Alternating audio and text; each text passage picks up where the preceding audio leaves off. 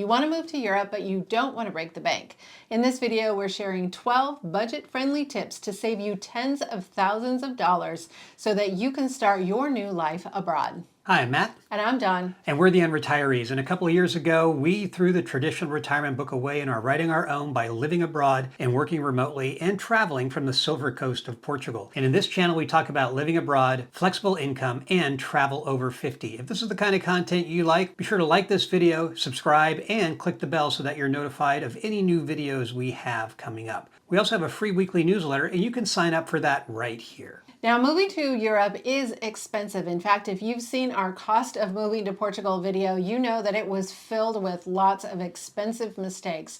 Fortunately for you, in the 2 years since we've lived in Portugal, we've had an opportunity to speak with dozens of expats and learn what they did right and what they did wrong. And we're sharing the best advice with you in this video so that you can save tens of thousands of dollars in your own move to Europe.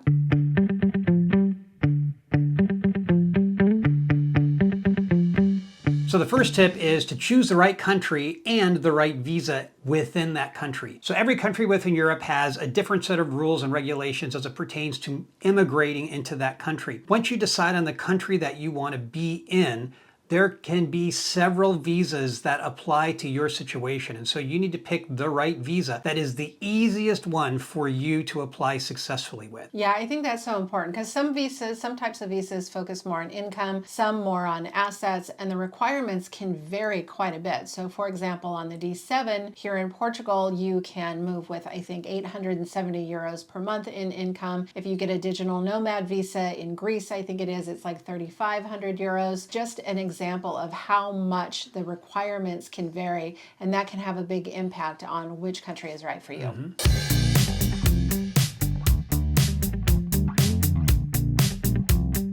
So the next one is the scouting trip. Now, this one actually makes me a little uncomfortable, to be honest. We did do a scouting trip, but we do know expats who skipped this step.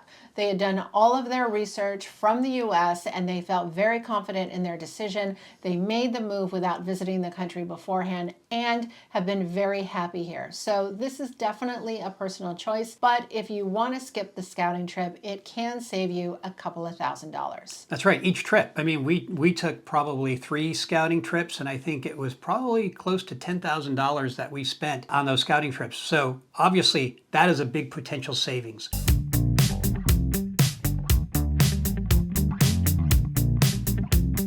Well, the next tip has to do with cost of living and the kind of cost of living that you are looking for. Europe can be a very expensive place if you want it to be, but can also be a very reasonably or low cost place depending on where you choose. So it depends on the country that you are in. It depends on the area inside of that country that you're in, because different areas inside a country can have a wildly different cost of living. Just like the United States, the cost of living in Kansas is very different than the cost of living in New York City, for example. And the other is the lifestyle that you want. If you want a city life versus a suburban life versus a rural life, each of those are going to have a different cost of living. I think this is really important because we sometimes hear people say things like, well, we're going to move to Portugal because the cost of living is lower than France, for example. But the truth is that there's a lot of places in France that are very, very affordable, far more affordable than a place like Lisbon or even Porto. So it really does, as Matt said, it depends on where you live, it depends on your lifestyle. I would say if you have a country in mind that you really want to move to, there's probably a way to make it work. It may not be living in the best neighborhood of the biggest city, but there are lots of options all over Europe for really affordable areas to live and ways to keep cost of living manageable.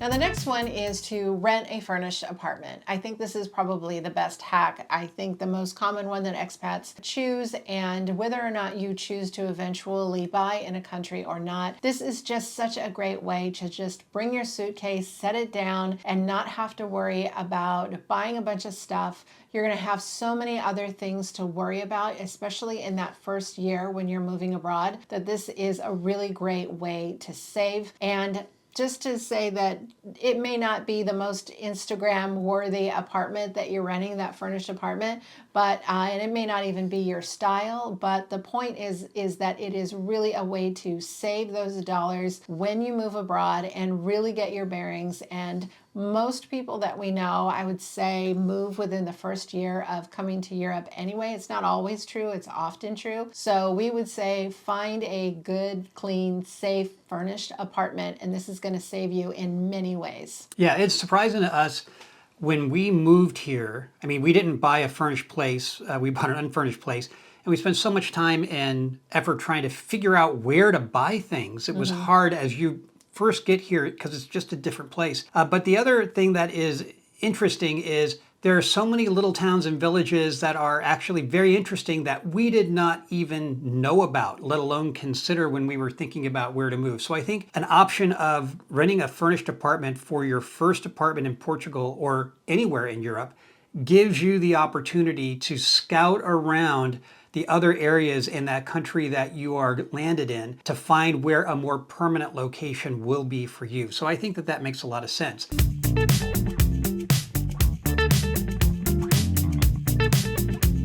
The other advantage of buying a furnished apartment is that it reduces the need or even eliminates the need for you to ship stuff. So shipping on a big cargo boat over from the US to Europe is expensive. It is several thousands of dollars. But if you get a furnished apartment, there's very few things, maybe some knickknacks or other things that are important to you that you may just be able to put in suitcases and bring that along with you. We moved only with what we could put on the plane. We did not ship anything, and I think that that was really a great thing. Yeah, absolutely. So there are less expensive ways to do it. You can pay additional luggage at the airport, which is going to be less expensive than shipping. And then there's also expats who book a cruise because you can pack as much luggage as you want within your cabin, and that can be less expensive. I just heard of somebody who did this, and they paid the same for the cruise as they would have paid for a flight, and they were able to move their pet as well. So get creative. If there's things that you want to bring over, there's creative ways to do it, but shipping is going to be very, very expensive for sure.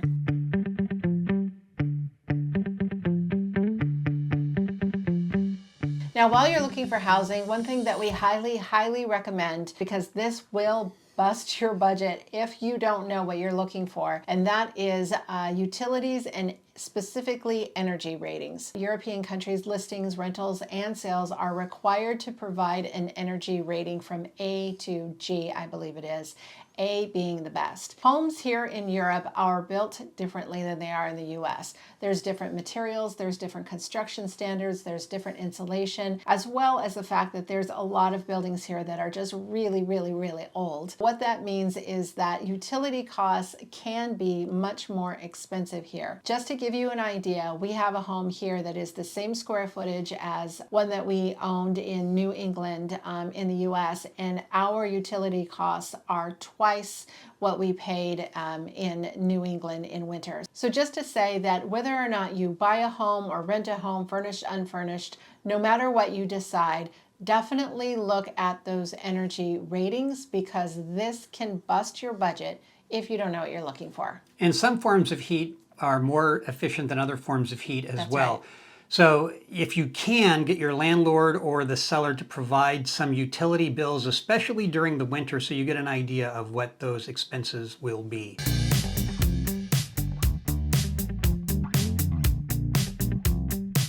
So the next tip we have has to do with transportation. Now, a lot of people will either ship a car, which can be its own challenge, and we'll cover that at a future date, I think. Yeah. Or they buy a car here, but the train system in most parts of Europe is so good, you may find that you don't even need a car. So even if you are not located in one of the major cities, and maybe you're located in a suburb or an hour outside, oftentimes the train system between an hour out and that major city is so good that you may not want a car, especially since you can go from that major city to all over Europe without having a car. It may make sense for you to at least start your adventure in Europe not having a car. Yeah, we lived in New York for 10 years and we love not having a car. We did. And public transportation here in Europe is just so different. In many parts of Europe, it's so superior to anything in the US in terms of buses and trams and trains, like Matt said, getting around the city and between cities. So you can definitely go without a car, but just something to keep in mind when you're choosing the actual area that you want to live in.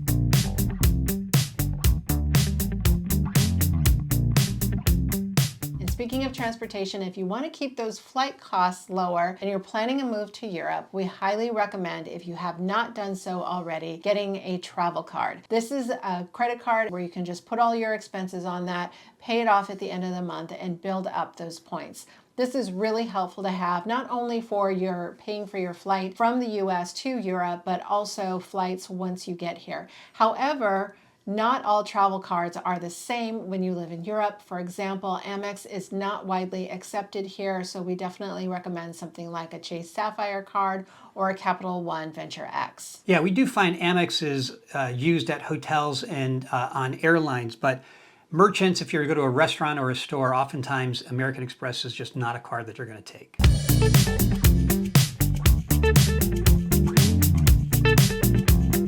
Well, one of the other tips, or one of the other things to be aware of, has to do with currency and the costs of the conversion. The cost of the euro compared to the dollar changes all the time, up and down. And right now the cost is about $1.18 per euro. 6 months ago, the cost was $1.04. So that 14-cent change means that your US dollar goes less far here in Europe than it did just 6 months ago. Now, we did a whole video about currency exchange rates and conversions being the #1 hidden risk for people who move from the US to Europe.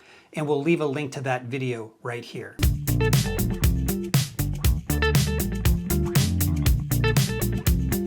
Now, another way that you can save tens of thousands of dollars in your move to Europe is knowing when to hire a professional and when to skip the professionals. So let's talk about two professionals that are optional. Number one is an immigration attorney. I don't want to make any enemies with any immigration attorneys, but I'm just saying that there's a lot to the visa application process that you can do on your own. Now, we do know expats who hired an attorney, and we know expats who did the process themselves. Both are successful. So this is really a personal choice, but there's lots of information online of exactly how to walk through the process, and you can do this yourself. If you have a more complicated situation, maybe you want to hire an attorney, but you can apply for a visa without one. The second one that I would say is optional, but can be very useful, is a relocation company. Now, a relocation company is a great choice if you want somebody to help you find what area suits you best, as well as finding a home, as well as helping you settle in, getting internet set up, all of that. Relocation companies are fantastic, but they are optional. Again, we know expats who use them and we're very, very happy. And we know other expats like ourselves who did the process ourselves. So those are two that are optional. If you want to hire them, nothing wrong with that.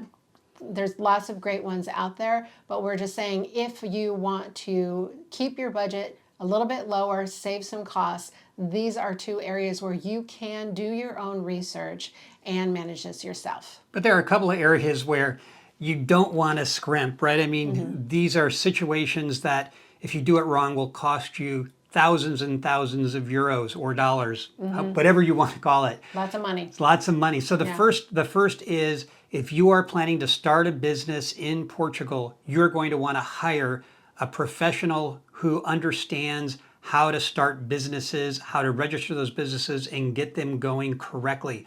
Most countries have multiple business options that you can consider, and some of them have different tax ramifications. So certainly here in Portugal, that is the case. It's also the case in Amsterdam, for example, where there are two different types of businesses that you could establish, but they're very different in terms of the way they're treated from a tax standpoint. So you're going to want to get professional assistance for that. The second is a tax professional. Regardless of the country that you're going to move to, regardless of the country you're going to move to, you are absolutely going to want to get on the phone with a tax professional from that country before you move. You want to understand the tax laws and how they will apply to you. So yes, you can Google tax rates and things like that, or you can ask on a Facebook group about it. But the reality is that your situation is very likely going to be unique, and it's going to have its own set of regulations that come into play, which is why you need to talk to a professional to make sure that you understand what you're getting into, but you're also able to prepare. If there's anything that you can do that will allow you to reduce your taxes, you can be prepared to do that. So those are two professionals you're going to want to for sure use. Yeah, absolutely. And ask all the questions. Ask about how, if you are getting income from the US, how to set that up. How is that taxed? Ask about inheritance. How do inheritance laws work? You know, earlier we talked about cost of living in the different countries, and you may be able to find a really affordable place to live. But if you're getting hit with taxes, especially if you haven't done the homework beforehand and knowing exactly how to get things set up, then your cost of living can be greatly impacted. If you are interested, Matt mentioned about starting a business, and we talk a lot about that. If you are interested in starting a business here, specifically in Portugal, we do have an entire video about that, and we're going to link that above.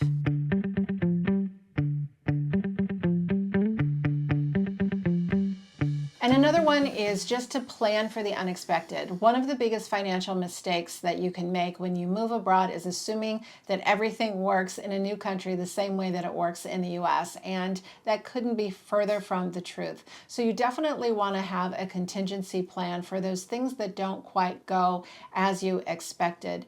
Earlier we mentioned that we spent about $10,000 on scouting trips, and part of that was because something fell through and we had to make an unexpected trip that we hadn't planned or budgeted for. So there's lots of different variables that can derail your budget if you don't have that variance in place. So we recommend a minimum of 10% and probably closer to 20%, because earlier Matt talked about currency conversion. That alone can create a swing. And so we definitely recommend planning 10 to 20% in your budget, both your moving budget and your cost of living budget, to factor in for those things that aren't quite expected. So those are our money saving tips when you're moving to Europe. And was there one or two that were the most important to you or resonated with you?